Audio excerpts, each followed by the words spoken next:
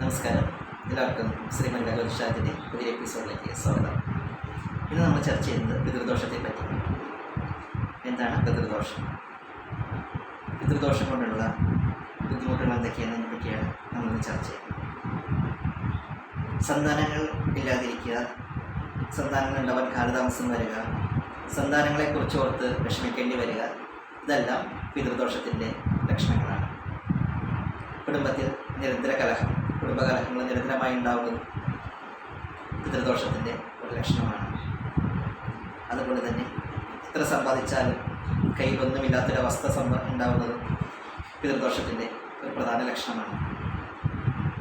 കുടുംബാംഗങ്ങൾ തമ്മിൽ നിരന്തര കലഹവും ഉറക്കക്കുറവും പിതൃദോഷത്തിൻ്റെ പ്രധാന ലക്ഷണങ്ങളാണ്.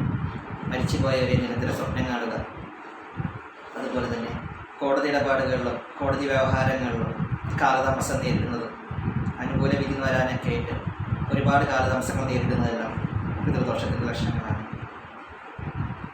കുടുംബത്തിൽ സ്വസ്ഥത കുറവും കുടുംബാംഗങ്ങൾക്ക് മാറി മാറി അസുഖങ്ങൾ വന്നു ചേരുന്നതെല്ലാം പിതൃദോഷത്തിൻ്റെ ഒരു പ്രധാന ലക്ഷണങ്ങളാണ്. ഒരു കാരണവശാലും രോഗിണിക്കരുത്.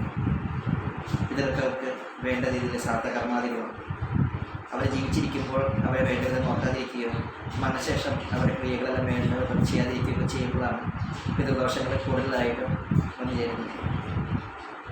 വിവാഹപ്രായമെത്തിയ സന്താനങ്ങളുടെ ആൺമക്കളുടെയും പെൺമക്കളുടെയും വിവാഹം നടക്കാതെ നീണ്ടുപോകുന്നതും പിതൃദോഷത്തിൻ്റെ ഒരു പ്രധാന ലക്ഷണങ്ങളാണ്. ഇത്തരം കാര്യങ്ങളൊക്കെ പിതൃദോഷത്തിൻ്റെ പ്രധാന ലക്ഷണങ്ങളാണ് കണ്ട് അനുയോജ്യമായ ദോഷപരിഹാരങ്ങൾ ജ്യോത്സ്യത്തിൽ ചെയ്യുന്നതെല്ലാം വളരെ നല്ലതായിരിക്കും.